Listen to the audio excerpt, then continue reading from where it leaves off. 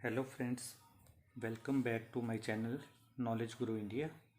आज के इस वीडियो में मैं आपसे डिस्कस करूंगा कि ऐसे कौन से सब्जेक्ट हैं स्टेट लिस्ट में जब सेंटर गवर्नमेंट यानी कि पार्लियामेंट स्टेट लिस्ट के सब्जेक्ट्स के ऊपर लॉ बना सकती है। तो फ्रेंड्स, अपनी पिछली वीडियो में मैंने डिस्कस किया था कि हमारे जो कॉन्स्टिट्यूशन का जो 7th शेड्यूल है उसमें 3 लिस्ट हैं। फर्स्ट लिस्ट है यूनियन लिस्ट। यूनियन लिस्ट में वो सब्जेक्ट होते हैं जिसमें सिर्फ पार्लियामेंट को अधिकार होता है कि वो उस लिस्ट के जो सब्जेक्ट हैं उनके ऊपर कानून बना सकती है। फिर उसके बाद आती है स्टेट लिस्ट। स्टेट लिस्ट में वो सब्जेक्ट होते हैं जिसमें सिर्फ स्टेट गवर्नमेंट को अधिकार होता है कानून बनाने का। और जो थर्ड जो लिस्ट होती है कंकरेंट लिस्ट।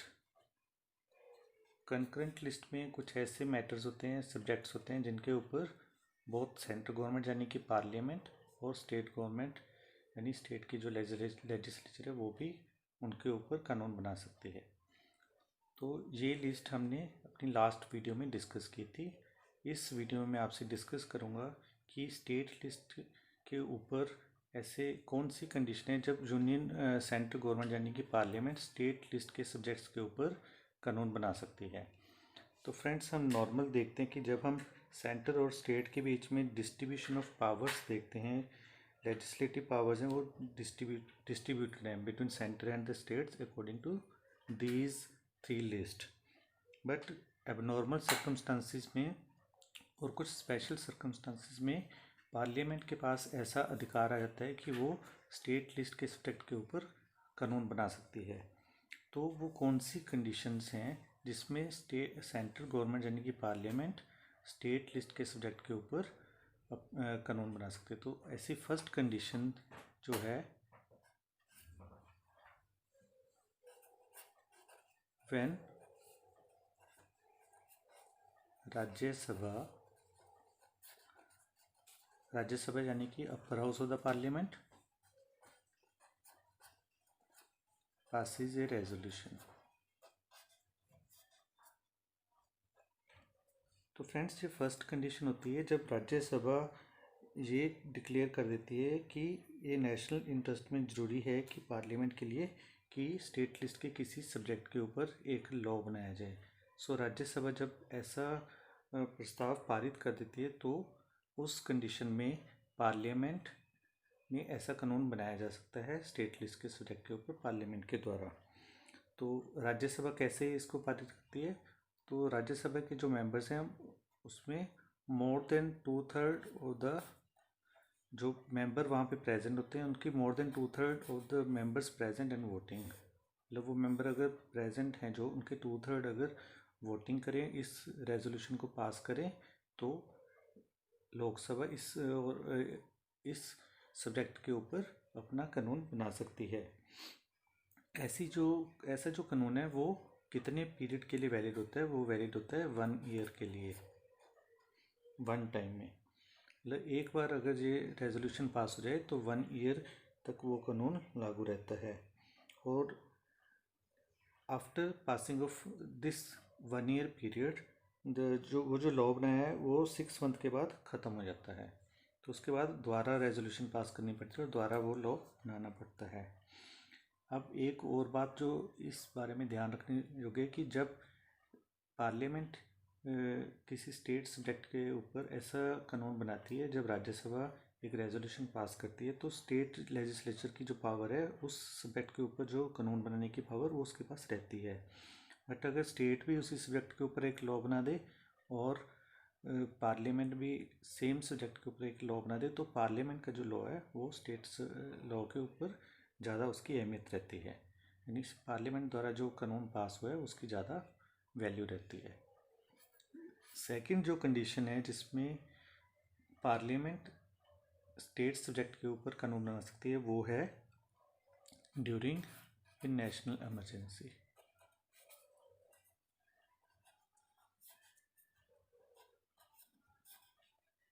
National emergency.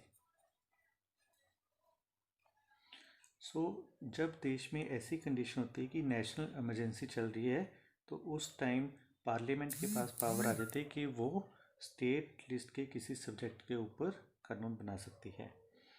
और जब इमरजेंसी नेशनल इमरजेंसी ख़त्म हो जाती है उसके 6 मंथ के बाद वो कानून इनऑपरेटिव हो जाता है।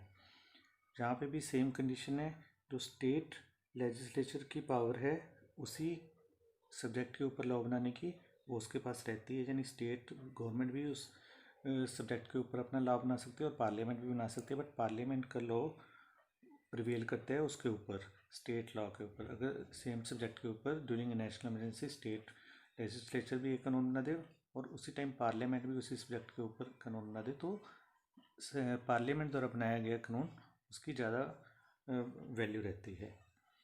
थर्ड जो कंडीशन है, जब पार्लियामेंट बना सकती है स्टेट सब्जेक्ट के लिस्ट के ऊपर अपना एक कानून, तो वो है when states make a request to the parliament.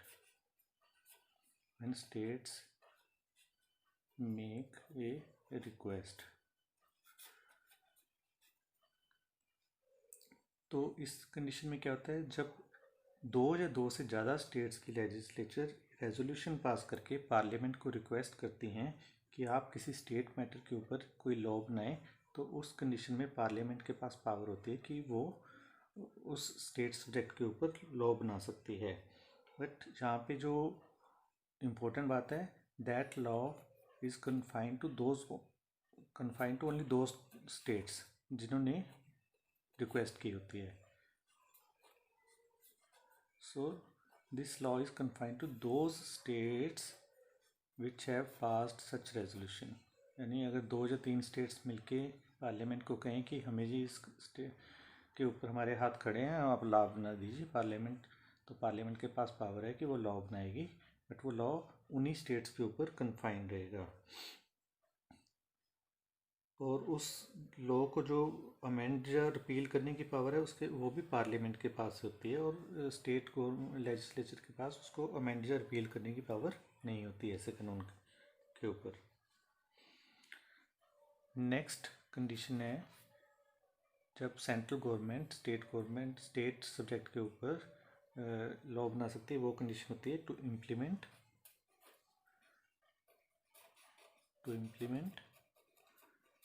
International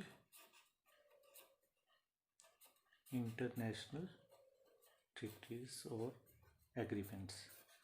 सो जब देश की गवर्नमेंट किसी फॉरेन कंट्री के साथ कोई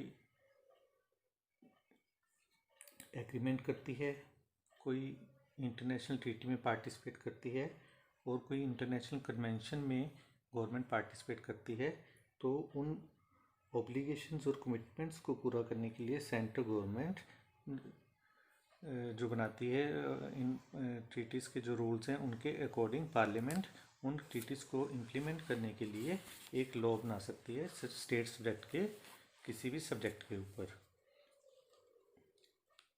इससे नेक्स्ट कंडीशन है, लास्ट कंडीशन, जब state government central government state subject के ऊपर लॉ बना सकती है, वो है ड्यूरिंग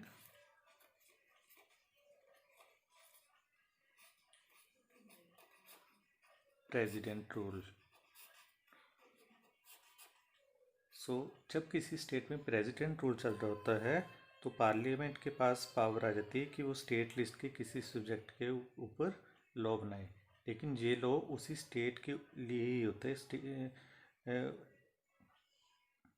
और एक और इम्पोर्टेंट बात है कि जब प्रेसिडेंट रूल उस स्टेट से ख़त्म हो जाता है तो ये लॉ उस टाइम भी ऑपरेटिव रहता है। उसके बाद उस लॉ को रिपील करने के लिए और अमेंड करने के लिए, अल्टर करने के लिए उसको स्टेट लेजिस्लेचर के पास पावर आ जाती है, क्योंकि प्रेसिडेंट रूल के बाद जब नई स्टेट गवर्नमेंट चुनी जाती है, नई स्टेट गवर्नमेंट आती है, तो वो उस लॉ को रिपील या अमेंड कर सकती है। तो फ्रेंड्स, ये 5 कंडीशंस थी जब सेंट्रल गवर्नमेंट और पार्लियामेंट लॉज बना सकती है स्टेट लिस्ट के सब्जेक्ट के ऊपर। सो ये 5 कंडीशन अब जल्दी से रिवाइज करते हैं कौन कौन सी थी। First, when Rajya Sabha passes A resolution, जब राज्यसभा एक बिल पास करती है इसके regarding. Second, during national emergency, जब देश में नेशनल इमरजेंसी की कंडीशन चल रही है उस टाइम। थर्ड, जब दो से ज़्यादा स्टेट्स मिलकर पार्लियामेंट को, सेंट्रल गवर्नमेंट को रिक्वेस्ट करते हैं तो पार्लियामेंट लॉ बनाती है स्टेट सब्जेक्ट के ऊपर। Fourth is to implement international treaties, conventions etcetera and during president rule. So ये 5 कंडीशंस थी जब सेंट्रल गवर्नमेंट या पार्लियामेंट स्टेट सब लिस्ट के जो सब्जेक्ट्स हैं उनके ऊपर लॉ बना सकती है। तो फ्रेंड्स, ये था आज का टॉपिक। अगर आपको हमारा ये लेक्चर अच्छा लगा तो हमारे वीडियो को लाइक कीजिए, शेयर कीजिए और हमारे चैनल को सब्सक्राइब करना मत भूलिए। Thank you very much. हम मिलेंगे नेक्स्ट वीडियो में किसी और टॉपिक के साथ।